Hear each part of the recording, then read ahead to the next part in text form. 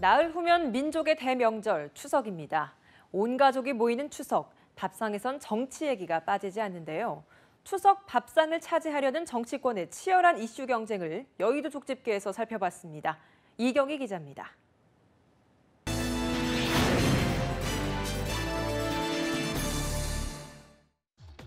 지난해 추석 연휴, 당시 새누리당 김무성 대표와 새정치민주연합 문재인 대표는 고향 부산에서 전격 회동했습니다.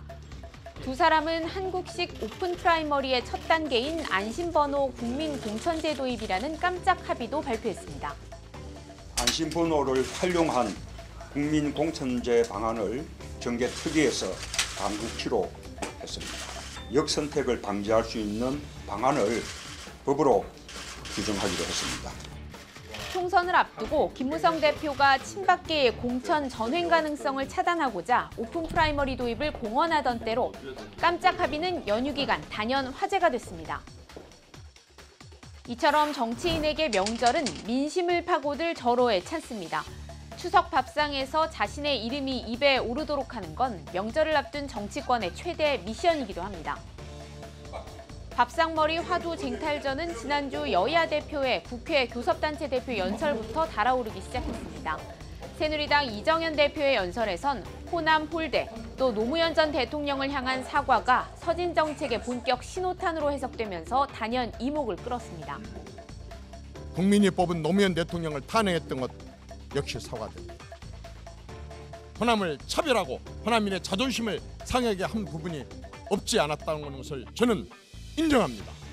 저는 새누리당 당대표로서 이 점에 대해 참여하고 사과드립니다.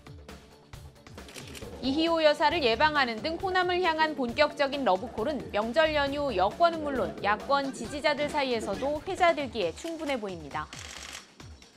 정치색을 지우고 민생과 통합을 앞세운 더불어민주당 추미애 대표의 연설은 수권 정당으로서의 면모를 보여줌으로써 야당이 달라졌다는 평가를 끌어내겠다는 의도가 엿보였습니다. 박근혜 대통령께 호소드립니다. 민생보다 정치가 앞설 수는 없습니다. 한 발짝만 국민 곁으로 다가서 주십시오. 우리 야당도 합의의 정치 실현을 위해서 양보할 것이 있다면 과감히 양보하겠습니다. 전두환 전 대통령을 예방하려던 것 역시 같은 일환으로 풀이되는데 당내 반발 속에 철회하며 매끄럽게 끝을 맺진 못했지만 이슈가 되기엔 충분했습니다. 국민의당 박지원 비상대책위원장은 정치 현안만 입에 올리며 현 정권과 각을 세웠는데 3당의 입지를 다시 부각하는 동시에 새로운 정치 국면에서의 역할을 강조한 것으로 해석됐습니다. 국민은 대통령도 국회도 365일 국민을 섬기라고 3당 체제를 만들어 주셨습니다. 문제를 해결하는 정치가 필요합니다. 그렇게 하려면 정치의 중심 대통령께서 먼저 변하셔야 합니다. 여야 잠룡들의 밥상 쟁탈전은 더욱 치열합니다. 앞다퉈 화두를 던지면서 이슈 선점에 주력하는 모습인데 특히 남경필, 유승민 두 여권 잠룡의 기싸움이 볼만합니다. 남경필 경기지사는 연정, 수도 이전에 이어 모병제 이슈를 띄우며 이슈 경쟁을 주도하는 모습입니다. 10년도 채 남지 않은 2025년에 다가올 이 인구 절벽, 그런 것을 미리 준비하지 않으면 우리 대한민국은 지금과 같은 군대 수준도 유지하기가 어렵습니다. 군대를 가지 않는 사람들은 곧바로 경제활동에 투입할 수 있어 경제적으로도 이득이라는 건데 유승민 의원은 양극화를 부추길 것이라며 반기를 들었습니다. 자신이 화두로 내세운 정의와는 맞지 않다는 겁니다. 부잣집 애들은 군대 가는 애들이 거의 없을 거고요. 집안 형편이 어려운 가난한 집의 자식들만 군대 가게 됩니다.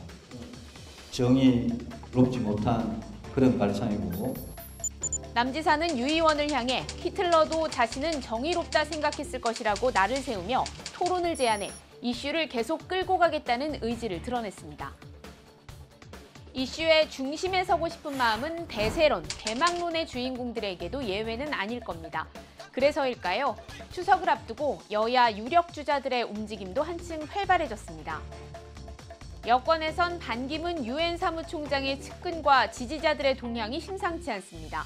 동생 반기호 보성파워텍 부회장이 회사에 전격 사표를 낸 사실이 알려지며 주변 정리에 들어간 것이란 해석이 나왔고, 전국 조직화에 팔을 걷어붙인 팬클럽 반딧불이가 본격 지원 채비에 들어간 것 아니냐는 관측도 제기됐습니다. 야권 대세론의 주인공 더불어민주당 문재인 전 대표는 공식 팬클럽 문팬 창립총회에 참석해 스포트라이트를 받았습니다. 당장 대권 출정식이란 해석이 나올 것을 알면서도 행사에 참석한 자체도 눈길을 끌었지만, 여기서 내놓은 선풀운동 제안은 대세론 견제가 시작된 야권의 움직임과 맞물려 여러 해석을 낳았습니다. 극성 팬들의 다른 정치인에 대한 지나친 배타성과 공격은 자신의 확장성을 가로막을 수 있는 만큼 이를 사전에 차단하려는 메시지로 읽히기 때문입니다. 국민의당 안철수 전 대표는 대권 플랫폼론, 김부겸 의원은 히든카드론, 안희정 충남지사는 극복을 화두로 대세론 뛰어넘기에 집중하는 모습입니다. 반면 새누리당 김무성 전 대표는 격차 해소, 오세훈 전 서울시장은 공생을 앞세우는 등 아직 경쟁 상대가 명확치 않은 여권의 유력 주자들은 주로 정책 이슈에 승부를 걸고 있습니다. 연휴 이후 국회는 국정감사를 시작으로 본격 전투 모드에 들어가는 동시에 대권 주자들의 출사표도 잇따르며 전국은 한층 뜨거워질 전망입니다.